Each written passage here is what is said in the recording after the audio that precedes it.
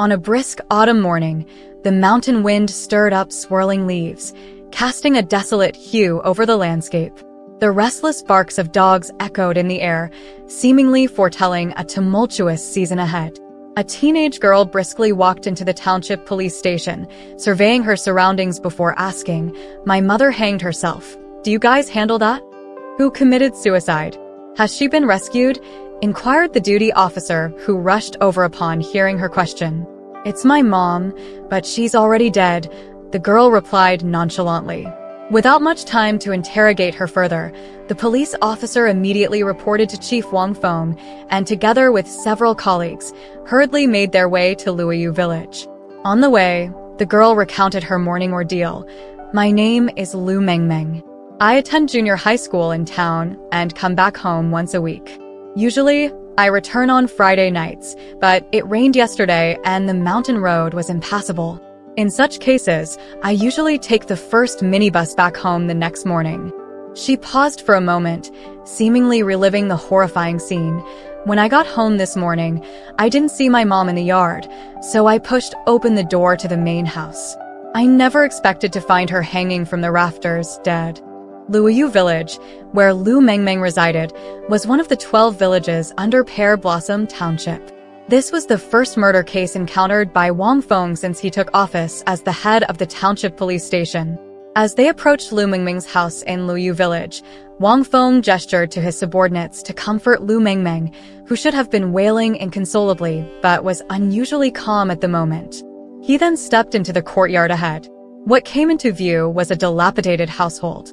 Nowadays, every household in Luoyu village lived in spacious and bright brick and tile houses, some even building several-story small Western-style buildings. However, the house in front of them still stood as it did decades ago, made of rammed earth. Despite being cleaned and tidy, it couldn't hide the poverty and austerity of the owners. At this moment, there were already some villagers gathered in the yard. Pushing through the crowd, they saw a man crouching at the doorstep, holding his head in his hands. He was wailing intermittently, burying his head deeply between his legs like a deformed ostrich, making his face indiscernible. However, the scent of alcohol emanating from him seemed to indicate a hangover from the previous night. Evidently, he was the deceased's husband. Behind him, the door of the rammed earth house was wide open, revealing a woman hanging inside. Wang Feng cautiously entered the house, and as he looked up, a sharp pain surged through his heart, causing it to convulse. The woman's eyes were tightly shut, her slightly contorted expression unable to conceal her once exquisite features. With her tongue slightly protruding, she exhibited the typical appearance of someone who died by hanging. But even so, her face remained so familiar. That face that both loved and hated, the face that often appeared in Wang Feng's dreams in the dead of night, now devoid of any signs of life. The deceased, Qiu Fenfang, female, aged 33, a farmer, married with one daughter. Going back over a decade, she was still in high school, the most beautiful and eye-catching girl in the village. She was also Wang Feng's first love. Back in those days, rural areas were not as open as they are now, and so-called romantic relationships were limited to passing notes during class and walking home together during vacations. Their relationship was like jasmine in early spring, subtle, emitting a faint fragrance. They were both top students in the county high school, and they had agreed to take the college entrance exam together and go to Beijing, the capital. They planned to study and work hard together, get married soon, and let their tender love blossom. But during the winter vacation of their senior year in high school, Qiu Fenfang found Wang Feng and broke up with him. No matter how Wang Feng asked and begged, Qiu Fenfang refused to give him an explanation, her cold and resolute demeanor more chilling than ice. In the months after their breakup, Qiu Fenfang dropped out of school. Then, almost like a lightning strike, she married Lu Li, the son of a wealthy family in the village who was over 10 years older than her. Less than 6 months into the marriage, she gave birth to a daughter. Upon hearing this news, Wang Feng had already become a university student at the police academy. His breakup had affected his performance, causing him to fail the college entrance exam and only get into a second-tier university. He finally understood why Qiu Fenfang had made that choice. He could forgive her for leaving him for someone wealthier, for marrying Lu Li, and even for suddenly breaking up with him and affecting his future prospects. But he couldn't forgive her for sleeping with Lu Li while they were still together. Counting the days, during that winter vacation when she was secretly pregnant, he had been waiting foolishly for her at the entrance of her village every night, hoping to catch a glimpse of her and exchange a few words with her. Frailty, thy name is woman. The great Shakespeare had prophesied this truth centuries ago. They were not only fragile but also vain, hypocritical, and ruthless in achieving their goals. The white lotus in his eyes turned out to be like this. Yet he still couldn't let her go. Thinking of this, Wang Feng couldn't help but mock his own naivety and innocence. From then on, Qiu Fenfang became a nightmare-like presence in Wang Feng's life. Later, after Wang Feng graduated, he failed to get a position in the provincial capital's police force and returned to his hometown. He obtained a position as a police officer in the local police station. Then, as expected, he got married, had children, and advanced in his career, living a peaceful life. The local customs were simple, and there were no major cases to handle, just trivial matters like family disputes. Fortunately, Wang Feng was upright and enthusiastic, always at the forefront of major issues and minor incidents. He had a good reputation among his colleagues and neighbors. The area was not large, and there were many gossipers in the village. Over the years, Wang Feng had heard quite a few rumors about Qiu Fenfang. She married Lu Li for only a few years before Lu Li's parents' factory suffered a fire. Rural people lacked awareness of disaster prevention and hadn't bought insurance beforehand, so the fire destroyed their family business. Lu Li also had a younger brother who died in the fire. Unable to cope with losing their lifelong business and facing the tragic reality of burying their own children, his parents passed away within a year, one after the other. After her parents passed away, Wang Li, who was lazy and unwilling to work hard, refused to support himself through hardship. Instead, he squandered the family's remaining savings on gambling, even gambling away their house, and moved in with his wife and children into their ancestral home. He didn't care about his wife, who was over a decade younger than him, feeling that she was a jinx. Not only did she fail to give birth to a son, but she also burned down their family property within a few years of marriage, losing everything they had. He spent his days drinking heavily, and the whole family relied on Qiu Fenfang's farming for a living. He would gamble away every penny he had, and he would come home to beat his wife for no reason. Mrs. Zhang, a woman in the village, was particularly well informed about gossip. She knew all about affairs, mother-in-law and daughter-in-law conflicts, and sibling disputes over inheritance. She delighted in spreading these juicy stories, acting like a gossip columnist in the countryside. Fenfang is really unlucky, but it's also her fault. Who asked her to be so careless when she was young? She got pregnant before marriage, with that seductive look on her face. Mrs. Zhang suddenly lowered her voice, her eyes sparkling with excitement. Do you know? She was involved with many men in our village. Just last week, I saw Zhao Laolu, the widower from the neighboring village, sneaking out of her house. And it seems like he's not the only one. Look at her now, it's karma coming back to bite her, she concluded with a secretive tone. However, when Wang Feng heard these things, he didn't feel happy or take any pleasure in revenge. He even felt a bit of pity and sadness. A few years ago, when he was working on a case in Luoyu village, he bumped into Qiu Fenfang on the alley. That was the only time they had seen each other since their breakup. At first glance, Wang Feng didn't even recognize her. Qiu Fenfang had lost a lot of weight since high school. In the height of summer, she was dressed in old-fashioned long clothes and pants, her once youthful face now dull and lifeless, her sunken eyes filled with suffering and hardship, completely devoid of the lively charm of her youth. When she saw Wang Feng, she was startled at first, then her face flushed with embarrassment and self-consciousness. She lowered her head, pretending not to recognize him as she quietly passed by. For a moment, Wang Feng thought about stopping her and asking her how her life had been, whether the rumors were true. But he stood still. They had long since parted ways, and whether it was good or bad, it was just other people's business. To continue entangling with her would only add to her embarrassment. But standing in front of Qiu Fenfang's naked body, Wang Feng still felt an unbearable sense of suffocation. At this moment, Qiu Fenfang was already a corpse.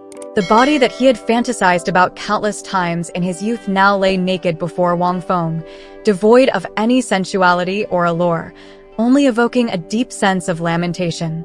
He took a deep breath. What kind of body was this?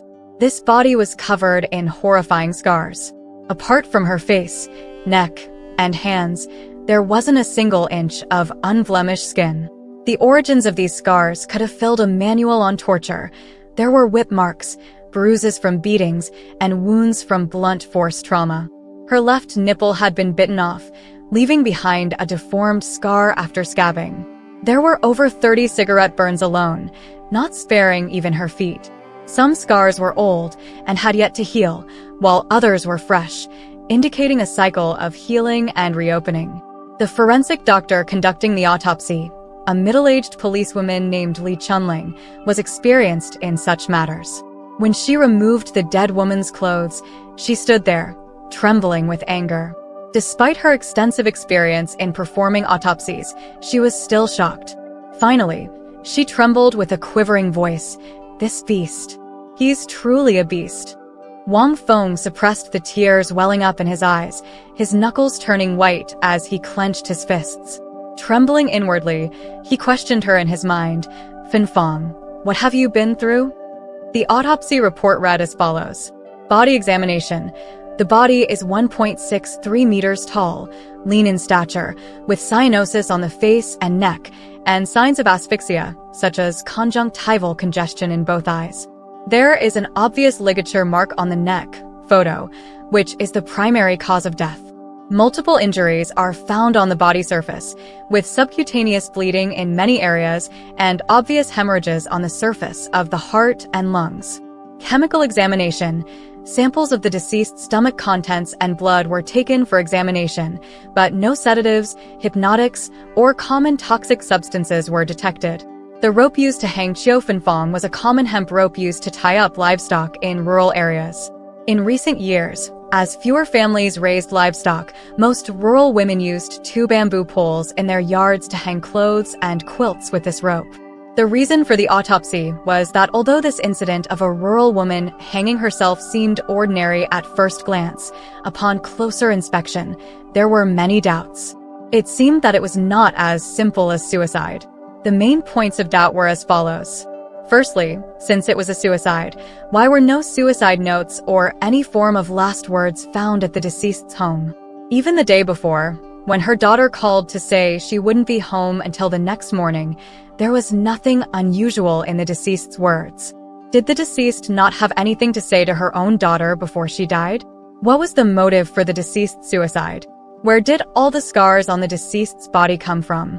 Secondly, according to the testimony of the first eyewitness, the deceased's daughter, Lu Mengmeng, when she found her mother's body in the main house, her father was sleeping in the east wing. Upon hearing her daughter's call, he felt his wife's body stiff and asked her to call the police. But under normal circumstances, shouldn't the first thing be to see if there was any possibility of resuscitation? Was he shocked by his wife's death, or did he already know that his wife was dead? Thirdly, and most importantly, when the deceased was found, she had been dead for over 10 hours, and livor mortis had already set in. Livor mortis occurs when blood circulation stops, causing blood to settle at the bottom of blood vessels due to gravity, and it is difficult to dissipate. According to the natural posture of the body when hanging, livor mortis should appear on the feet and lower body. However, there were numerous signs of livor mortis on the deceased's back, which is indicative of a body lying flat. It can be inferred that the deceased had been moved, and the place where she was hanged was not the scene of her first death. Clearly, this was a staged murder made to look like suicide. So, who is the murderer? Following the general rules of solving such cases, the deceased's husband, Lu Li, who couldn't provide a valid alibi, became the prime suspect and was summoned by the police. This sadistic and brutal husband, who subjected his wife to inhuman torture, now faced his first direct confrontation with his wife's first love. As the director of the police station, Wang Feng hadn't personally interrogated a suspect in a long time. But this time, he was making an exception.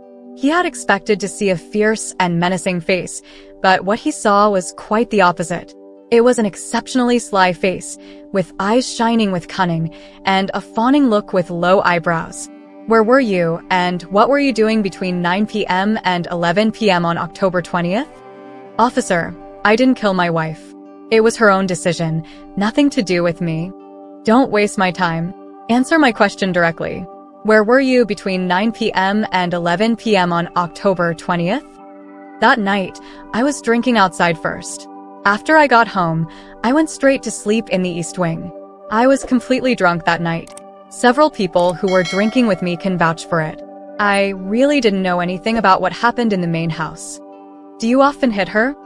Well, come on, what man doesn't hit his wife? This woman is just asking for it. If you don't beat her every 3 days, she'll turn the house upside down. But I didn't kill her. Molly, a young police officer who had just graduated and was transplanted here, glared fiercely at Lu Li as she recorded his statement.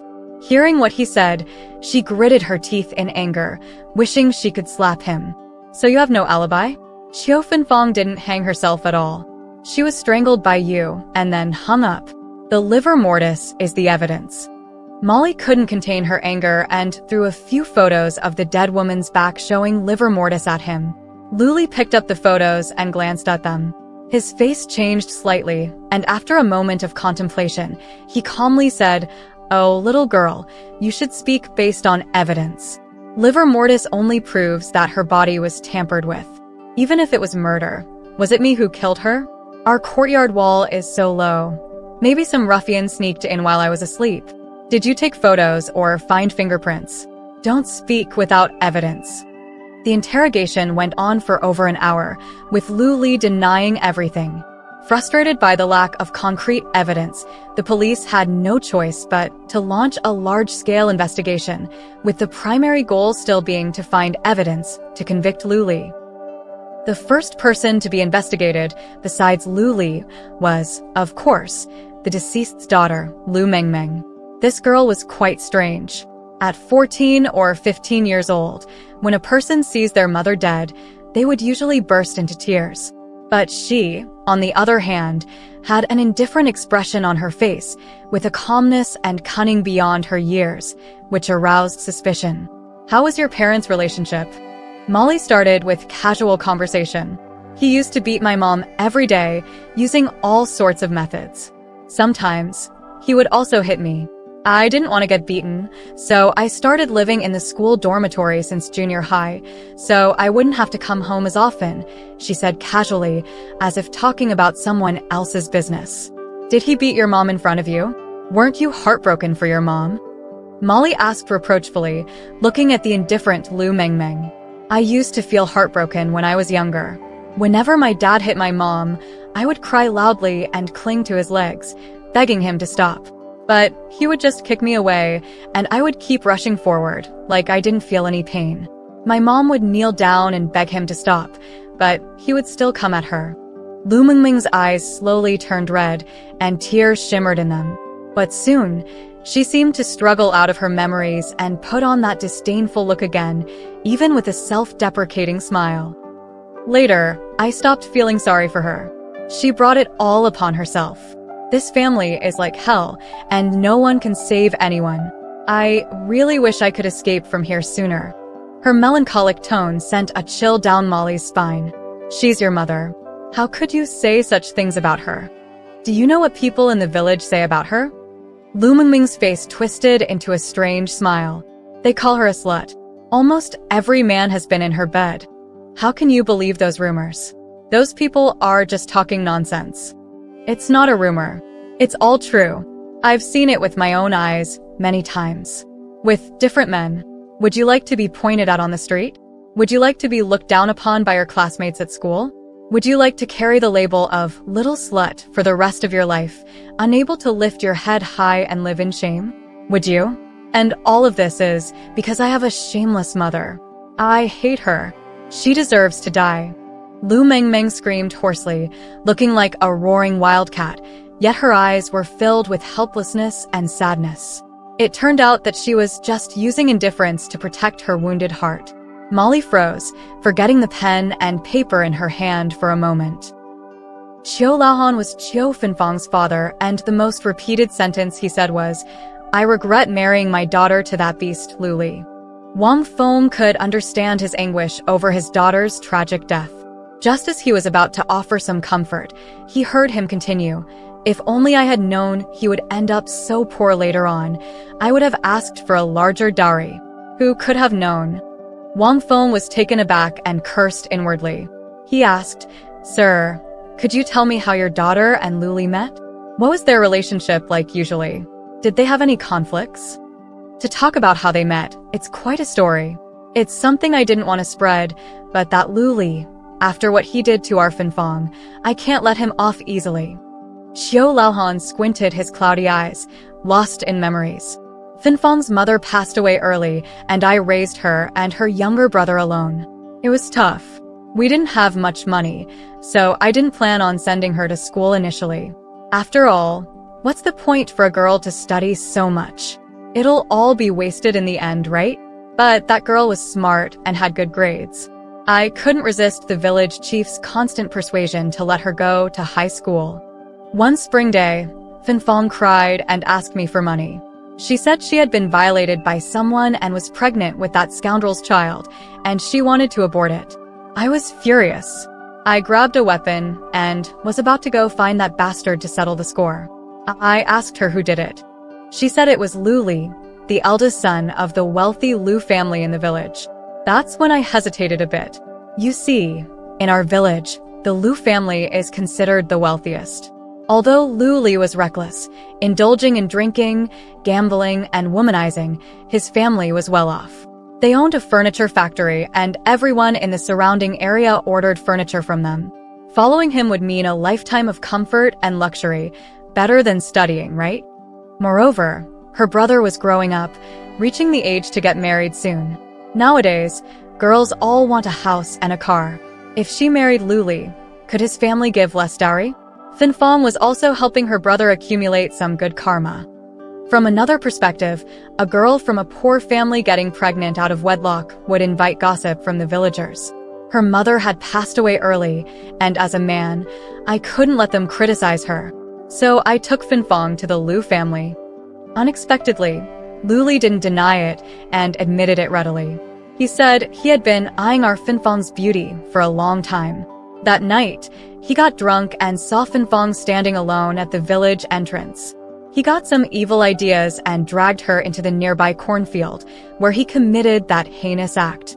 When Lu Fu and his wife heard that Fenfang was pregnant, they were overjoyed and eager to have grandchildren.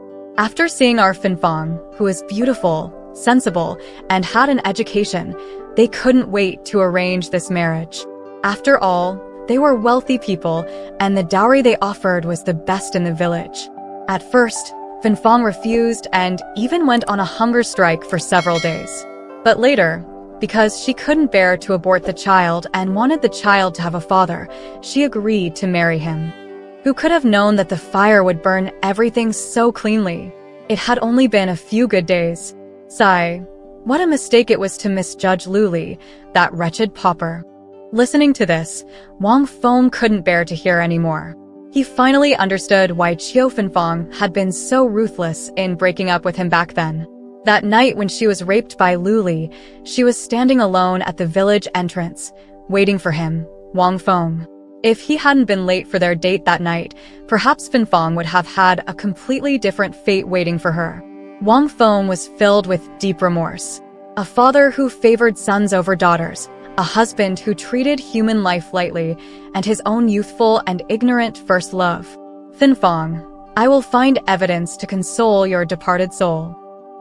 Who doesn't know that when she was young, she was the belle of our Luoyu village. She married into wealth, even attended high school, not like us ordinary village women. Now that her family has fallen on hard times, maybe she looks down on us. It's been a few years since they moved into this rundown courtyard, but they haven't made any social connections. The woman speaking was called Su Guixiang. Su Guixiang was Qiu Fenfang's neighbor next door, their courtyards adjacent to each other. They say that distant relatives are not as good as close neighbors, but these two families only had a nodding acquaintance. Su Guixiang's husband was a truck driver, always on the road for long hauls. A few years ago, they even built a 2-story small building at home, which compared to the dilapidated ancestral home of the Liu family next door, was much more imposing. When her husband was away, she often liked to gossip with the neighbors. However, according to her, she didn't really know much about Qiu Fenfang, even though she had chatted with her quite warmly when the Liu Li family first moved in. But this woman, Qiu Fenfang, seemed gentle on the surface, but she didn't like to socialize deeply. While she appeared polite, there seemed to be a distance between her and others. Moreover, her reputation in the village wasn't very good in recent years. Over time, Su Guixiang stopped trying to engage with her. As for my impression of the Liu Li couple, I have plenty to say. Su Guixiang then opened up. That man is a real scoundrel, always beating his wife at home. Especially recently, Qiu Fenfang was often beaten to a pulp by him. It even alarmed our village women's leader. But when the women's leader saw it was a domestic matter, she just said some perfunctory words and left it at that.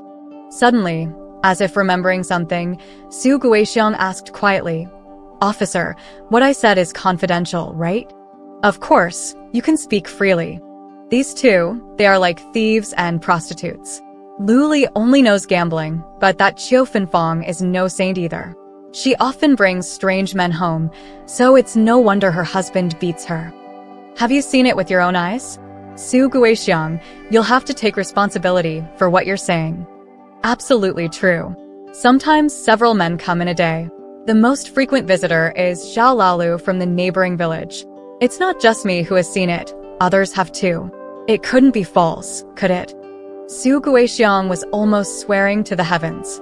But recently, I haven't seen any men visiting for quite some time. During this period, Liu Li's beatings on her have been particularly severe. Sometimes at midnight, I could hear her crying heartbreakingly. My husband wasn't home, and being a widow with a child, we didn't dare to sleep. On the night of October 20th, were you at home? Did you hear any noises or notice anything unusual? I was at home. Except for weekends when I go to my mother's house, I'm usually at home at night. Unusual? Let me think. Su Guixiang squinted her eyes, trying to recall. I remember. That day, my husband was passing by our town on a long-haul route and came to see me and the child, and rest for a while. It was almost dawn when he left. I saw the neighbor, Liu Li, collecting clothes in the yard. I wondered why he was doing chores when the roosters hadn't crowed yet. Collecting clothes? What time exactly? Wang Feng suddenly remembered the 2 bare bamboo poles he had seen in Liu Li's yard. Well, it was before 5 in the morning, around 4-ish. My husband said if he left any later, he wouldn't make it to his destination in time. Obviously, Liu Li's intention wasn't to collect clothes, but to take down the clothesline tied to the bamboo poles and hang his deceased wife from the rafters. In other words, Qiu Fenfang's body was moved by Liu Li at that time. Moreover, according to Qiu Fenfang's time of death, the item used to strangle her wasn't that hemp rope, but something else. This was a very important clue. However, why didn't Liu Li fake the suicide scene at the time of Qiu Fenfang's murder, but waited until even the post-mortem lividity was visible before attempting to cover it up? Wang Feng fell into deep thought. Zhao Laolu, a name frequently mentioned by Su Guixiang, seems to have some connection with Qiu Fenfang. However, what's lesser known is that he is also a gambling buddy of Liu Li. Zhao Laolu runs a small supermarket in the neighboring village and has some money on hand. His wife passed away 5 years ago, but he hasn't remarried since. When the police found him, he was tending to his shop in the supermarket. Upon hearing the name Qiu Fenfang, his first reaction was to vehemently deny any knowledge of her, but under pressure from the villagers' identification, he had to admit it. "Officer, I did have some interaction with Qiu Fenfang, but I didn't harm her. You have to believe me." What is your relationship with Qiu Fenfang? What relationship could we have? Just ordinary friends. Zhao Lalu, weren't you detained for a few days for gambling with a group 2 years ago? According to the neighbors, the origin of the cigarettes and alcohol in your shop isn't quite legitimate. Officer, please don't intimidate me anymore. I'll tell everything. It turns out, those men coming in and out of Lu Li's house weren't Qiu Fenfang's lovers but clients.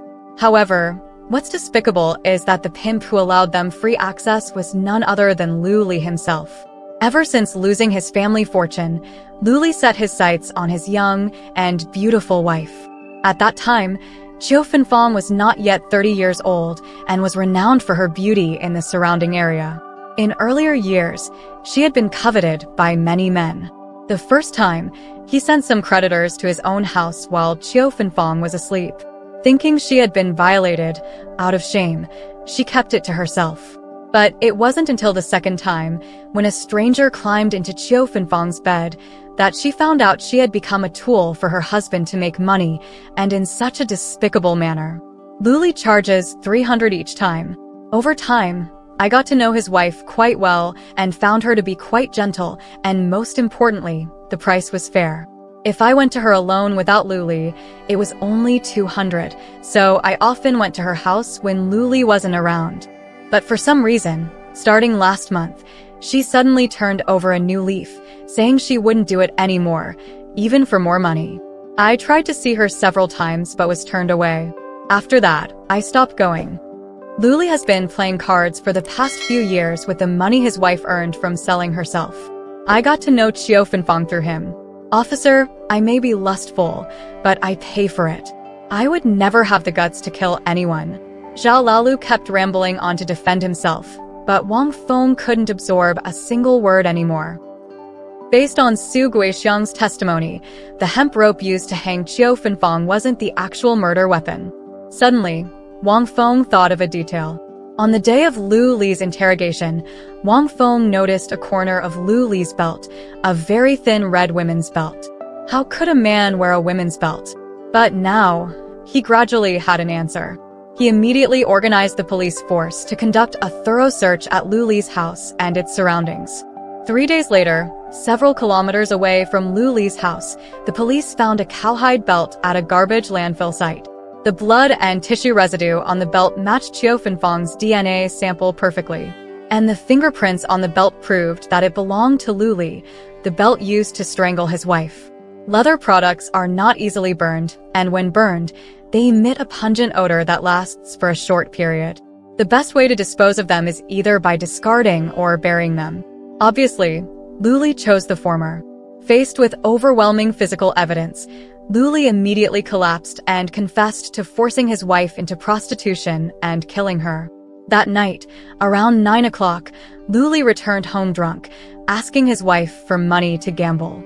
His wife refused, saying there was no extra money.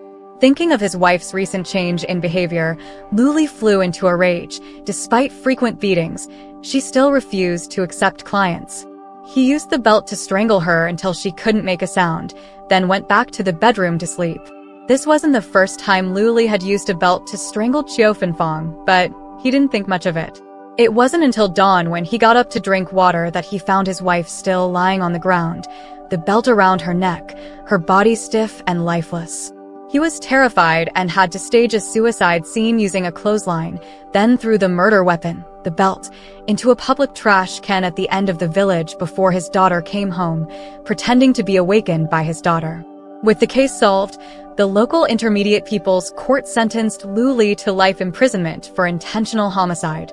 With the case finally closed, everything seemed to be going as expected. Although Wang Feng felt extremely melancholic, he was finally able to rest easy. Until he received a call from forensic pathologist Li Chunling. When Li Chunling called, Wang Feng had just returned from Qiu Fenfang's funeral. Seeing the stubborn look on Lu Mingming's face, clearly wanting to cry but holding back, Wang Feng felt a pang of sorrow. This poor child, in just a few days, lost both her parents. She was barely 15, right? Where would her life go from here? Who would take care of her? It was truly worrying. Fortunately, standing beside Lu Mengmeng was a gentle and serene woman. Unlike the hysterical cries of the village women, she cried silently and affectionately, her restrained heartache palpable, conveying the anguish deep within her soul. Wang Feng knew her. Her name was Luo Jingyi, Qiu Fenfang's cousin and childhood friend. They grew up together, like sisters, both close friends and sisters. Although they were relatives, Luo Jingyi came from a much better family background than Qiu Fenfang. After graduating from high school, she was admitted to a prestigious university in the province, then smoothly transitioned to postgraduate studies. Now she was a university lecturer, happily married, and living a fulfilled life. Looking at it now, the disparity between her and her cousin Qiu Fenfang's lives was stark, making one sigh at the capriciousness of fate. She had come to adopt Lu Mengmeng, giving this unfortunate child a home and providing closure for her deceased cousin. As the family representative, Luo Jingyi had organized the funeral. Before parting, she tightly shook hands with Wang Feng, silently expressing her deep gratitude to her old classmate. The verdict has been announced, meeting everyone's expectations. Congratulations! Li Shunling sincerely congratulata. There's a new discovery. Although the case is closed, I still want to tell you. Don't blame me for being nosy. I know you also care about this case. She got straight to the point. Don't keep me in suspense. What's the new discovery? Tell me. When I performed the autopsy, I noticed mild lymphadenopathy and rash on Qiu Fenfang's skin. I thought it was just a condition of the deceased's body and didn't pay much attention. But during the blood test, I did an additional test out of curiosity, and the results just came in today. Li Chunling tried to explain in layman's terms. The results show that she was HIV positive. In simple terms, she had AIDS. What? AIDS? Wang Feng was shocked, but suddenly his doubts were cleared. No wonder Qiu Fenfang stopped seeing clients recently. She didn't want to infect them. And it seems she had just found out about her condition. I asked a classmate from the county hospital and found records of her visit last month, Li Chunling continued. Also, as a forensic pathologist, I focused too much on livor mortis and the extensive injuries on the victim's body, overlooking a detail. She paused, then continued. Usually, victims who are strangled struggle instinctively due to lack of oxygen to the brain before death, attempting to scratch or grasp at their arms. However, there was no trace of this under Qiu Fenfang's fingernails. So, what was the connection between AIDS and her death? Did they need to redefine this murder case based on this overlooked detail? Wang Feng's heartbeat suddenly quickened, and he mechanically responded, not realizing when Li Chunling hung up.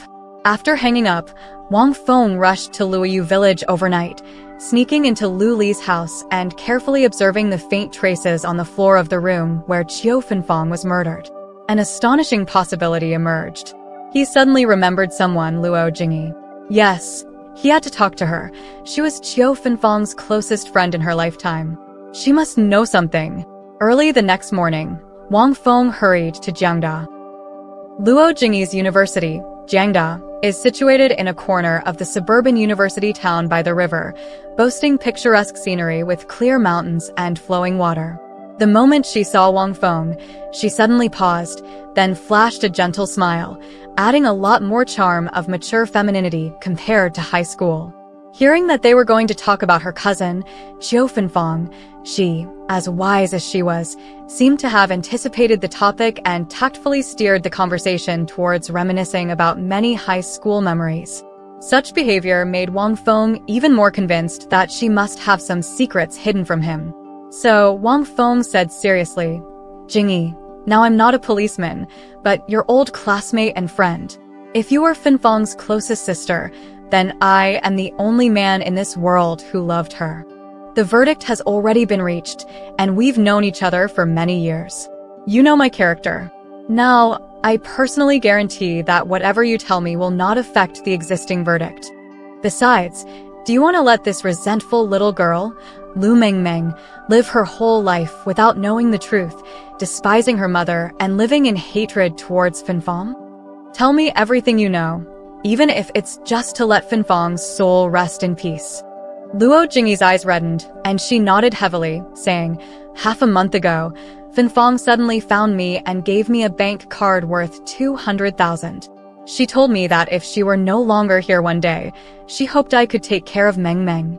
That afternoon, in the campus of Jiangda University, Lu Meng listened to Wang Feng telling such a story.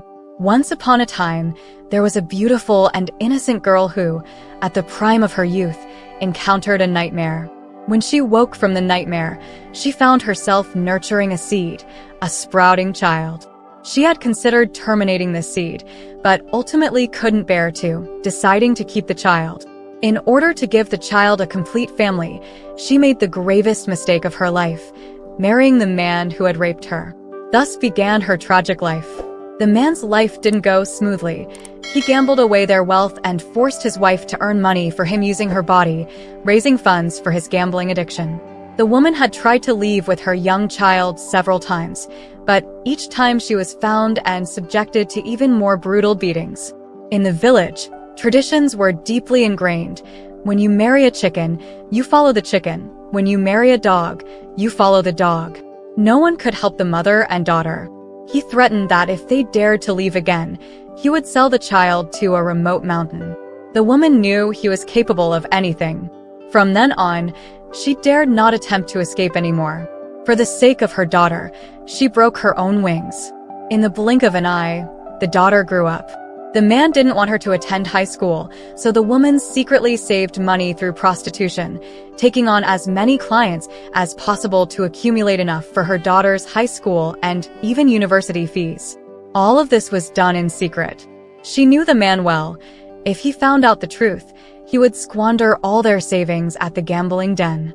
She desperately wished for her child to escape from this hellish home and live a life she herself could never dream of, and education was their only hope.